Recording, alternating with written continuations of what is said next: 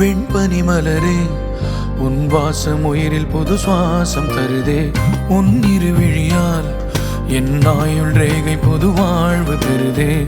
காலங்கள் ஓய்ந்த பின்னும் காதல் என்ன, வாலிபம் தேய்ந்த பின்னும் கூச்சம்தான் என்ன.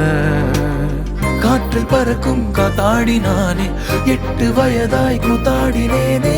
காய்ந்த இலை நானும் பச்சையானே, பாலைவனம் நான் நீர்வீழ்ச்சியா.